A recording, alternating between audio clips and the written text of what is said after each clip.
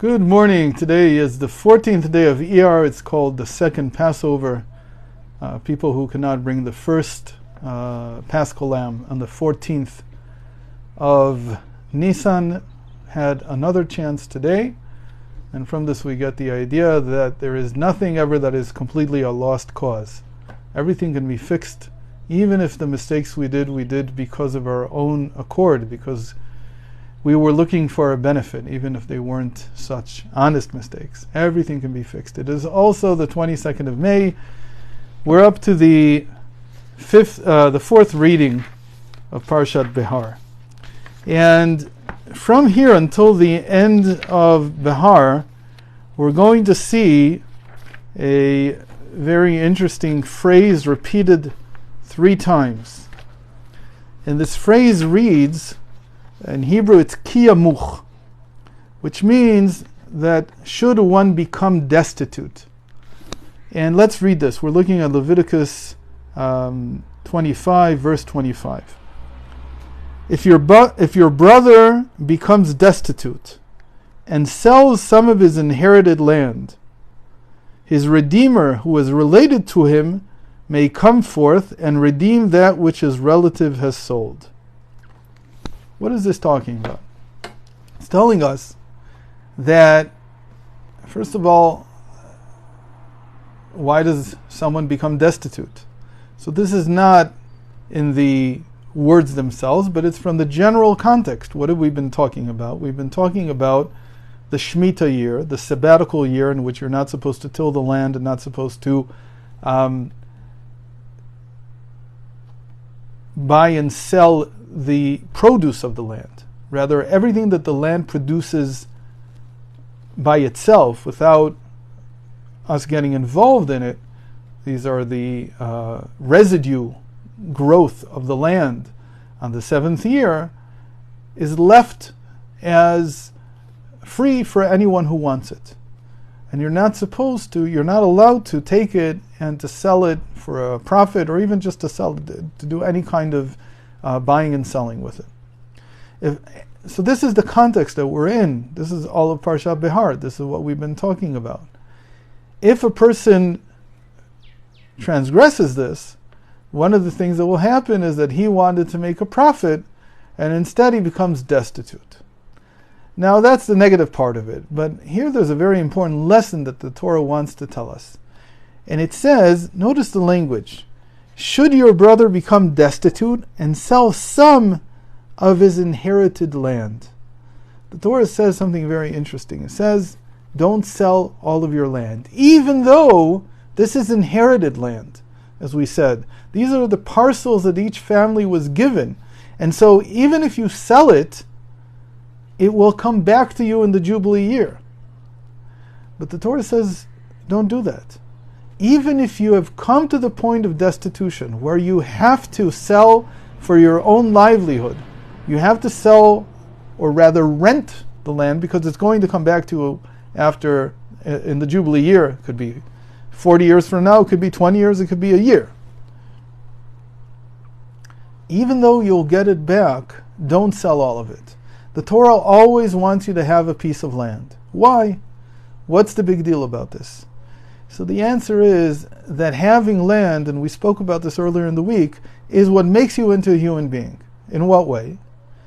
To have land makes you independent. A person who has a piece of land can always grow his food. Now, in our time and age, this may sound kind of strange. Why would someone need a piece of land? It's better maybe to have a piece of gold. You can always sell that or something like that. But that's not true. It's not exactly true. Still, the most important commodity in the world is real estate. And especially if you are not one of the city dwellers, but even if you are, think about what happened when Corona struck. Everybody wanted to get out of the city. Everybody wanted to be somewhere else in the country. And it wasn't just the fact that maybe the disease is more contagious in a city or not. It was more the feeling of independence, of being able to do whatever you want to do. The Torah encourages this. It says you have to be independent. Where have we met this before? That a person should not, at least as long as he can, sell himself into servitude. Why? It's even considered a sin. Why? Because even though you may need it, the Torah tells us, you are the servant of God. You can't be the servant of people. It's not the right way to conduct yourself. So, not just talking about in terms of what it was like 2,000 years ago, but even today, there are certain questions that arise halachically in Jewish law about whether you're allowed to even work for a salary for a long time by someone else. Now, we don't mean that you live in your home and you go to work from 9 to 5. What we mean by living by a salary is that you go to work at someone else's home and you actually live by them. These things still exist. They're not so common, but they still exist. The Torah discourages this. It says even if you have to do this, only do it for 3 years. Don't do it for any more. There's a dispute, and there are other opinions that say you can do it for as long as you want. But there is the basic opinion that says don't sell yourself as a salaried worker. You need to have your own home base. Why do I need to have my own home base? Because otherwise I can't have a family. A person who doesn't have land, a person who's not landed, who doesn't have real estate, who doesn't have a home, he can't really raise a family.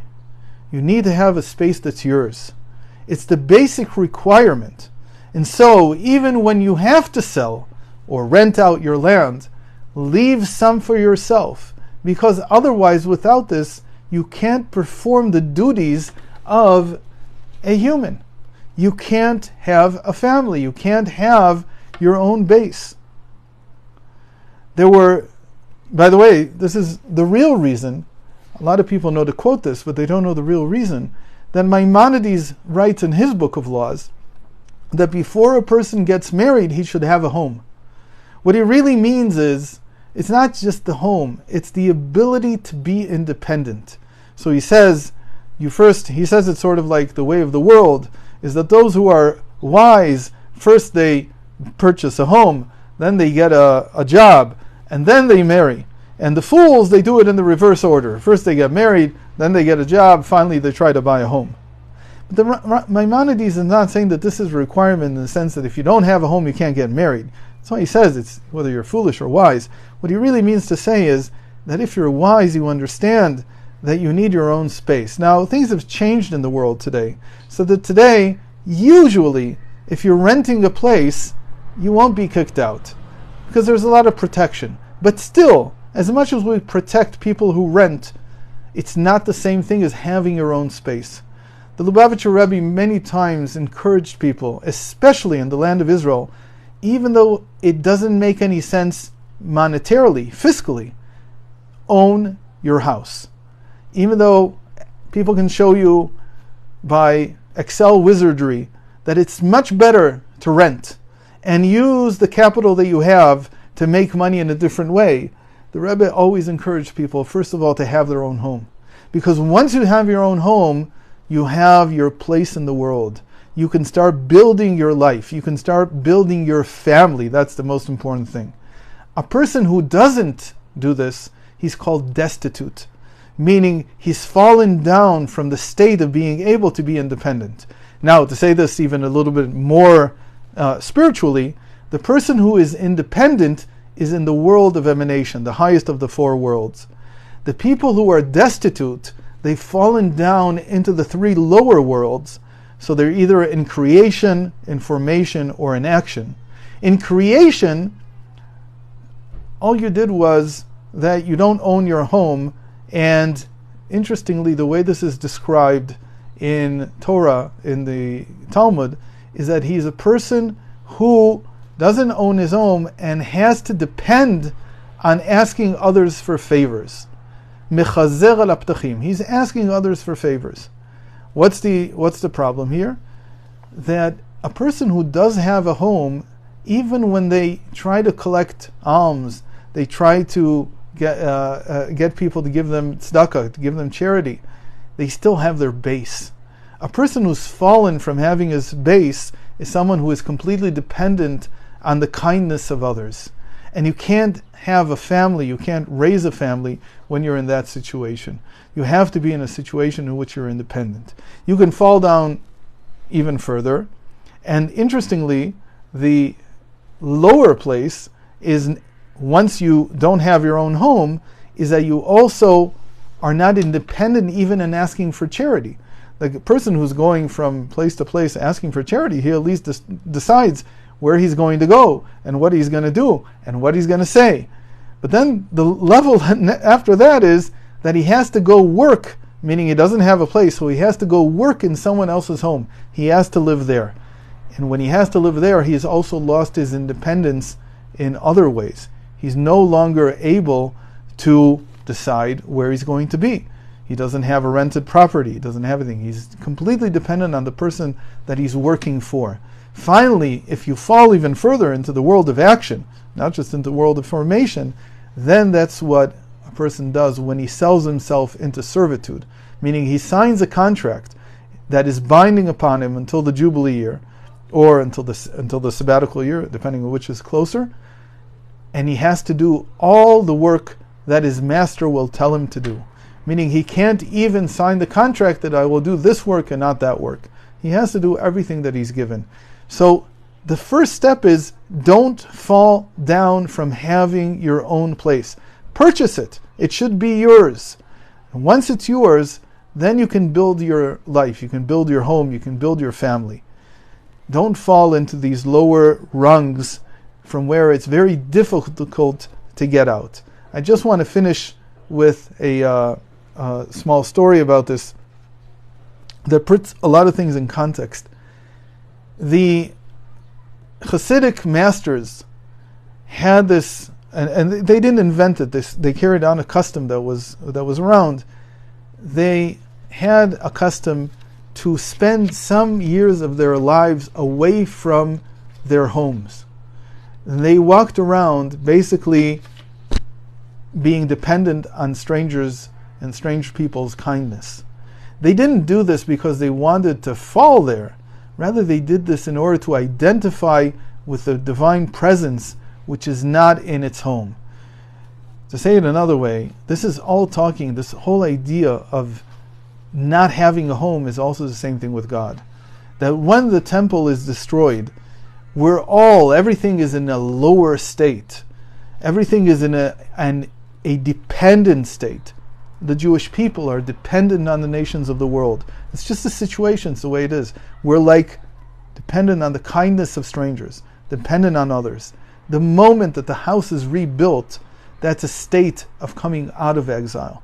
So these sages, these masters of the early Hasidic masters, by doing this exile, by spending these years away from home, they identified and they cried for the divine presence, which is also dependent now, as it were, on the kindness of strangers.